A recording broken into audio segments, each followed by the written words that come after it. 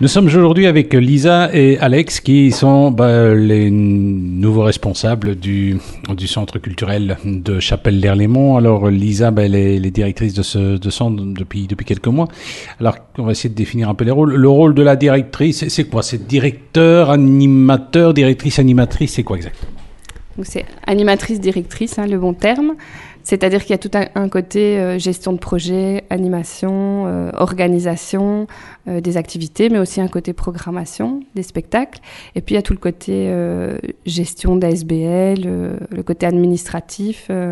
Voilà, donc c'est un peu des deux. Alors il faut savoir qu'il y a un nouveau décret qui est en préparation. Enfin, en tout cas, ce nouveau décret va être d'application. Alors très concrètement, il va falloir travailler en réseau.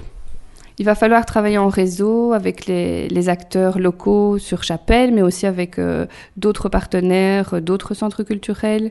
Et ça peut être très varié, donc essayer de développer le travail en réseau et les partenariats le plus possible. Ça. Alors quels sont vos partenaires de proximité, j'ai envie de dire? La Louvière, Morlan-Way?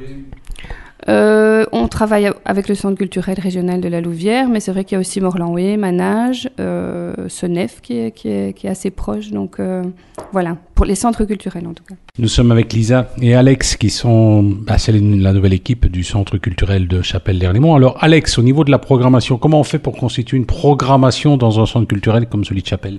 Mais si dans un premier temps j'ai dû me plier à une programmation qui est déjà faite, parce qu'il faut qu'elle soit faite longtemps à l'avance, déjà faite jusqu'à plus ou moins juin 2016. Et puis en fait on a beaucoup de contacts, notamment par Lisa, beaucoup de gens qui contactent le centre culturel en vendant leur spectacle en fait. Et donc on choisit parmi ça par rapport à ce qui pourrait plaire à la population et par rapport à un quota aussi, en se disant voilà, si on voudrait faire venir plus ou moins d'humoristes en fonction de ce qui pourrait intéresser au maximum les gens, quoi. Vous avez aussi un tissu associatif avec lequel vous pouvez travailler. Très chargé. On a aussi beaucoup d'associations. C'est une grande chance qu'on a ici à Chapelle, quoi. C'est un grand tissu associatif. Et donc, il y a aussi bien du chant, de la danse, que des troupes de théâtre, que du vaudeville. Enfin, il y a vraiment un large choix, quoi. Nous sommes avec Lisa et Alex, les nouveaux coordinateurs du centre culturel de Chapelle-l'Erlémont. Alors, au niveau de la programmation, 2016, ce sera une année importante. Très turque, Lisa. Très turc.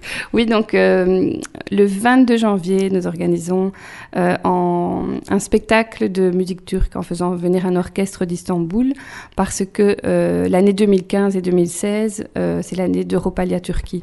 Donc or, on a une population turque assez importante à Chapelle, donc c'est une manière de pouvoir les mettre en valeur à travers leur culture.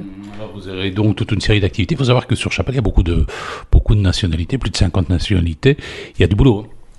Il y a du boulot, mais c'est aussi de pouvoir faire un travail sur ce que c'est que l'interculturalité, ce que c'est que vivre tous ensemble. Et donc, on aimerait bien aussi lancer l'idée d'un reportage et pouvoir faire des interviews, des ateliers d'écriture avec des Turcs, mais avec des Italiens, avec des Belges, avec n'importe qui serait intéressé, pour pouvoir justement développer qu'est-ce que c'est que vivre ensemble aujourd'hui à Chapelle. Nous sommes avec Alex et Lisa, tous les deux coordinateurs, la nouvelle équipe du centre culturel de Chapelle-l'Erlémont. Alors au niveau infrastructure, Alex, vous savez quand même ce qu'il faut.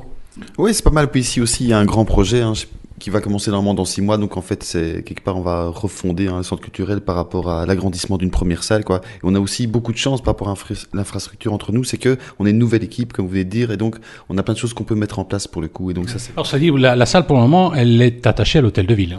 Il y a la salle attachée à l'hôtel de ville, et puis ici, même au sein du centre culturel, il y a une petite salle qui va être agrandie, notamment lors des travaux, qui on espère commencer dans 6 mois. Alors ce sera une salle dédiée au théâtre ou multiculturelle? Ce sera une salle multiculturelle, quoi. Donc elle permettra d'accueillir un certain nombre de personnes, et en fonction du déplacement, la programmer soit pour du théâtre, soit pour une exposition, soit pour un vernissage quelconque. Nous étions avec Lisa et Alex, tous les deux. Ils représentent la nouvelle équipe du centre culturel de Chapelle. On leur souhaite bon vent. Alors, cela dit, c'est une équipe de combien de personnes, le centre culturel?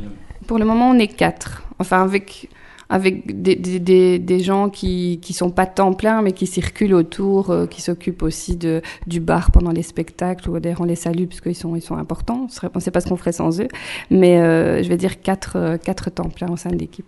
Alors, vous jouez aussi la carte de la décentralisation. Vous avez Godardville et piétons, pas facile de convaincre notamment les gens de piétons, c'est plutôt les Gaulois de Chapelle-l'Erlémont. Vous jouez parfois en décentralisation? On essaye et on va essayer de plus en plus, mais c'est vrai qu'il y a des contraintes techniques, hein, donc on ne peut pas faire des concerts n'importe où, mais on a déjà commencé avec Godarville à faire des concerts sur le kiosque de la place. Et donc effectivement, il y a une volonté, notamment à travers les activités sur la Turquie, de pouvoir décentraliser et d'aller un peu partout nous-mêmes. Donc au lieu que les gens viennent à la culture, c'est que la culture aille près des gens et chez les gens pour pouvoir être en contact avec eux plus facilement. Alors Lisa Di Sante, indépendamment de vos activités de responsable du centre culturel de Chapelle, vous êtes aussi écrivaine. Votre prochain roman, c'est quand ? Je ne sais pas. Donc il est terminé et il est envoyé aux éditeurs, mais je ne sais pas encore quand il va sortir. Je ne saurais pas vous dire. Ah ben, ça va. En tout cas, tenez-nous au courant. Ce serait pas mal d'ailleurs qu'on fasse quelque chose en matière de littérature sur Chapelle. Merci.